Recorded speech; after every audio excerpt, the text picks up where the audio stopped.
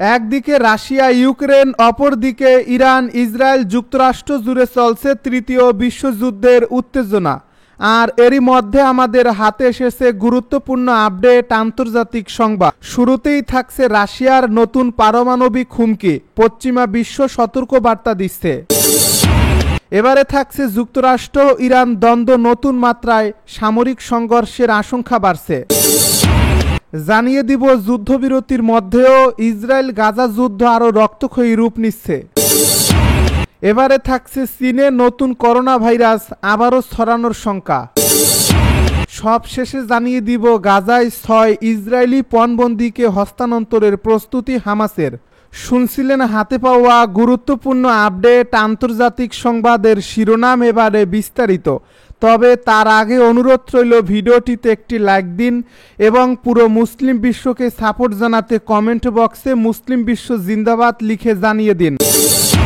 রাশিয়ার নতুন পারমাণবিক হুমকি, পশ্চিমা বিশ্ব সতর্কবার্তা দিচ্ছে।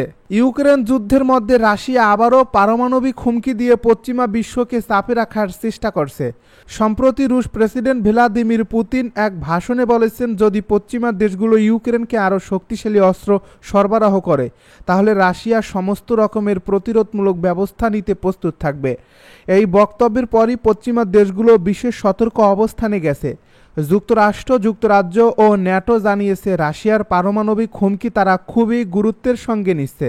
বিশ্লেষকরা বলছেন, রাশিয়া মূলত ইউক্রেন যুদ্ধে পিছিয়ে পড়ার কারণে এই ধরনের হুমকি দিচ্ছে, যাতে পশ্চিমা দেশগুলো ভয় পায় এবং ইউক্রেনকে কম সহায়তা দেয়। তবে যুক্তরাষ্ট্র ও ইউরোপীয় ইউনিয়ন জানিয়েছে তারা ইউক্রেনের পাশে থাকবে এবং রাশিয়ার হুমকিতে ভয় পাওয়ার কোনো কারণ নেই। রাশিয়ার এই হুমকির ফলে বিশ্বজুড়ে আতঙ্ক ছড়িয়ে পড়েছে। আন্তর্জাতিক বিশ্লেষকরা বলছেন, তৃতীয় বিশ্বযুদ্ধের সংখ্যা এখনও নেই, তবে এই ধরনের উত্তেজনা বিশ্ব রাজনীতিকে আরও অস্থির করে তুলছে। যদি রাশিয়া সত্যিই কোনো পারমাণবিক পরীক্ষা চালায় বা হুমকি বাস্তবায়ন করে, তাহলে তা ভয়াবহ পরিস্থিতির জন্ম দিতে পারে। যুক্তরাষ্ট্র ইরান দ্বন্দ্ব নতুন মাত্রায়, সামরিক সংঘর্ষের শঙ্কা বাড়ছে। মধ্যপ্রাচ্যে যুক্তরাষ্ট্র ও ইরানের মধ্যে চলমান উত্তেজনা আরও বৃদ্ধি পেয়েছে। সাম্প্রতিক সময়ে সিরিয়া ও ইরাকে মার্কিন সামরিক ঘাঁটিগুলোর উপর একাধিক হামলার জন্য ইরান সমর্থিত মিলিশিয়া গোষ্ঠীগুলোকে দায়ী করা হচ্ছে।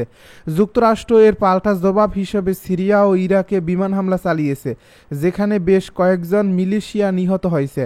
বিশ্লেষকরা বলছেন, এই সংঘর্ষ যদি আরও বাড়তে থাকে তবে তা যুক্তরাষ্ট্র ও ইরানের সরাসরি যুদ্ধের দিকে যেতে পারে। ইরান ইতিমধ্যেই হুঁশিয়ারি দিয়েছে যে মার্কিন হামলা চলতে থাকলে তারা আরও কঠিন প্রতিক্রিয়া দেখাবে। মধ্যপ্রাচ্যের নিরাপত্তা বিশ্লেষকেরা বলছেন, এই সংঘাত শুধু যুক্তরাষ্ট্র ও ইরানের মধ্যেই সীমাবদ্ধ নয়, বরং পুরো অঞ্চলে বড় ধরনের অস্থিরতা তৈরি করতে পারে। ইরান দীর্ঘদিন ধরে সিরিয়া, লেবানন ও ইরাকের বিভিন্ন মিলিশিয়া গোষ্ঠীকে সমর্থন দিয়ে আসছে, যা মধ্যপ্রাচ্যে মার্কিন স্বার্থের জন্য হুমকি হয়ে দাঁড়িয়েছে। এই পরিস্থিতিতে যুক্তরাষ্ট্রের প্রতিরক্ষা বিভাগ পেন্টাগন বলছে তারা মধ্যপ্রাচ্যে আরও সামরিক সরঞ্জাম ও সেনা মোতায়েনের কথা ভাবছে। তবে বিশ্লেষকরা মনে করছেন, সরাসরি যুদ্ধ না করলেও উভয় পক্ষই একে অপরকে চাপে রাখতে আঞ্চলিকভাবে হামলা চালিয়ে যাবে। ইসরায়েল গাজা যুদ্ধ আরও রক্তক্ষয়ী রূপ নিচ্ছে।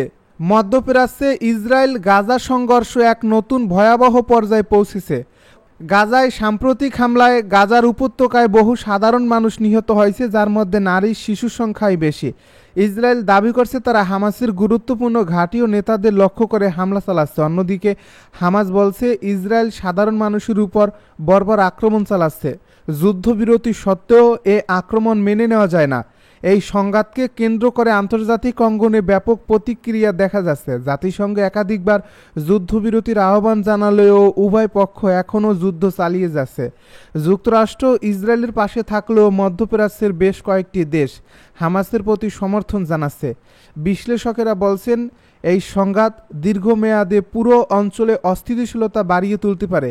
বিশেষ করে ইসরায়েল ও ইরানের মধ্যকার শত্রুতা আরও তীব্র হয়ে উঠছে, যা এই যুদ্ধকে আরও বিস্তৃত আকার দিতে পারে। চীনে নতুন করোনা ভাইরাস আবারও ছড়ানোর শঙ্কা। চীনের ইহান ইনস্টিটিউট অব ভাইরোলজির গবেষকরা বাদুড়ের দেহে নতুন করোনা ভাইরাস খুঁজে পেয়েছেন। এই ভাইরাসটির নাম SKU5CoV2।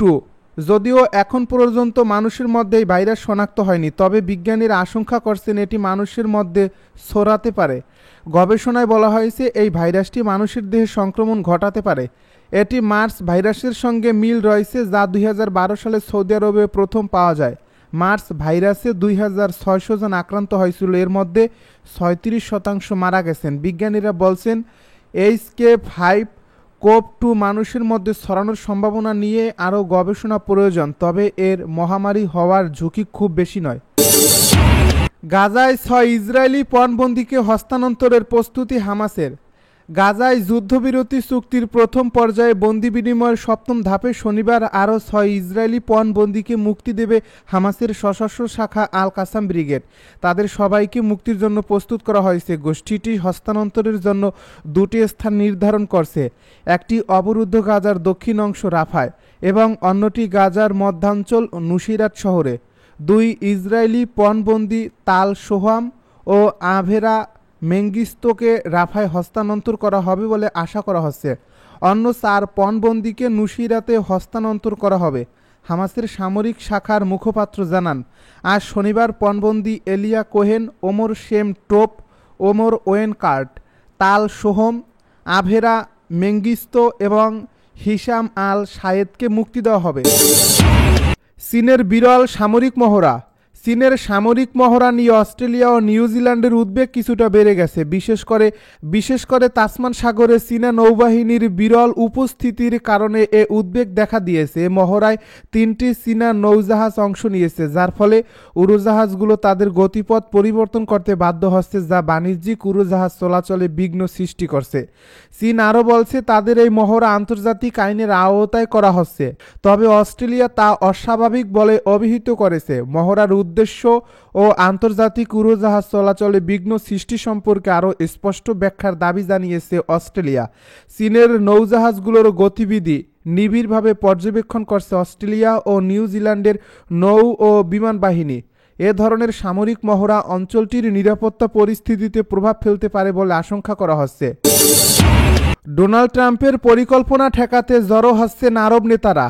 গাজা উপত্যকা পুনর্গঠন ও মার্কিন প্রেসিডেন্ট ডোনাল্ড ট্রাম্পের প্রস্তাবিত পরিকল্পনার বিরুদ্ধে পদক্ষেপ নেওয়ার জন্য জড়ো হচ্ছেন আরব নেতারা।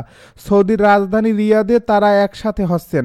শুক্রবার টাইমস অফ ইসরায়েলের এক প্রতিবেদনে এই তথ্য জানানো হয়েছে। প্রতিবেদনে বলা হয়েছে, ডোনাল্ড ট্রাম্পের পরিকল্পনায় গাজা উপত্যকার নিয়ন্ত্রণ যুক্তরাষ্ট্রের হাতে নেওয়া এবং স্থানীয় জনগণকে স্থানান্তর করার প্রস্তাব রয়েছে। যুক্তরাষ্ট্রের এমন প্রস্তাব আরব দেশগুলোর মধ্যে ব্যাপক বিরোধিতার সৃষ্টি করছে। সৌদি সরকারের এক ঘনিষ্ঠ সূত্র এএফপিকে জানিয়েছে, আরব নেতারা ডোনাল্ড ট্রাম্পের গাজা পরিকল্পনার বিরুদ্ধে একটি পুনর্গঠন পরিকল্পনা নিয়ে আলোচনা করবেন। এর আগে গত 14 ফেব্রুয়ারি বার্তা সংস্থা রয়টার্স অন্তত 10টি সূত্রের বরাতে এক প্রতিবেদনে জানায়, মার্কিন প্রেসিডেন্ট ডোনাল্ড ট্রাম্পের ফিলিস্তিনিদের স্থানান্তরের বিরুদ্ধে গাজার ভবিষ্যতের জন্য একটি পরিকল্পনা তৈরির চেষ্টা চালাচ্ছে আরব বিশ্ব, আর এই পরিকল্পনায় নেতৃত্ব দিচ্ছে সৌদি আরব। সংশ্লিষ্ট 5 জন জানিয়েছেন, সৌদি আরব, মিশর, জর্ডান এবং সংযুক্ত আরব আমিরাত খসড়া প্রস্তাব নিয়ে চলতি মাসে রিয়াদে একটি বৈঠকে বসবে। এতে গাজা পুনর্গঠনের জন্য একটি উপসাগরীয় নেতৃত্বাধীন তহবিল গঠন এবং হামাসকে প্রান্তিক করার বিষয়ে আলোচনা হতে পারে। ডোনাল্ড ট্রাম্পের এই পরিকল্পনায় গাজা থেকে ফিলিস্তিনিদের সরিয়ে জর্ডান ও মিশরে পুনর্বাসনের প্রস্তাব দেওয়া হয়েছিল, যা কায়রো ও আম্মান সঙ্গে সঙ্গে প্রত্যাখ্যান করে।